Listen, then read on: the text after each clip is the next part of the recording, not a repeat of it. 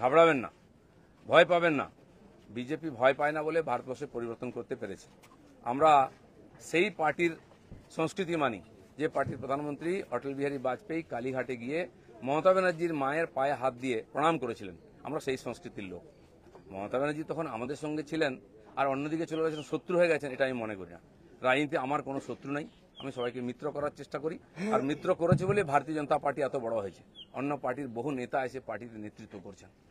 তো সেই জন্য আমরা সেই সংস্কৃতির লোক, সেই পার্টির কর্মী যে পার্টির প্রধানমন্ত্রী অটল বিহারী বাজপেয়ী শান্তির বার্তা নিয়ে বাসে চড়ে লাহোরে গেছিলেন, শত্রুর দেশে গেছিলেন, ঘোষিত শত্রু পাকিস্তান, প্রধানমন্ত্রীর সঙ্গে আলাপ করেছিলেন।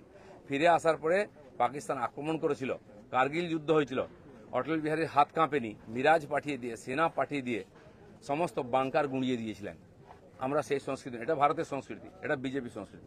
আমার প্রধানমন্ত্রী নরেন্দ্র মোদী তিনি নওয়াজ শরীফের বাড়িতে বিয়েতে নেমন্ত্রণ রক্ষা করতে গেছিলেন, কোনো প্রোটোকল মানেননি, আশীর্বাদ করেছিলেন মেয়েকে।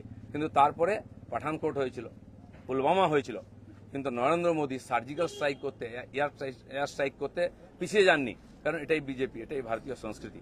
সেজন্য আমরা যেন আমাদের পরিচিতি না ভুলে যাই। আমার পাড়ায় বিয়ে হচ্ছে টিএমসি নেতার বাড়িতে, সে টিএমসি করে বলে তার বাড়িতে আমি বিয়েতে যাব না, এই ধরনের জঘন্য নিম্ন রুচির রাজনীতি দিলীপ ঘোষ করে না, করবেও না, এটা আমি ঘৃণা করি। আমার বাড়ির জামাই যদি অন্য পার্টি করে, সেই মেয়ের বাড়ি আমি যাব না, এই রাজনীতি দিলীপ ঘোষ করে না, করবে না।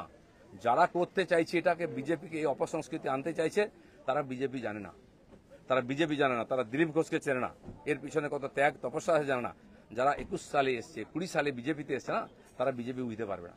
কেউ কেউ আরএসএস দেখাচ্ছে, কেউ কেউ হিন্দুত্ব বোঝাচ্ছে। দিলীপ ঘোষকে হিন্দুত্ব বোঝাবেন না। আমার কাটলে গায়ে হিন্দুর রক্ত বেরোবে, বিজেপির রক্ত বেরোবে।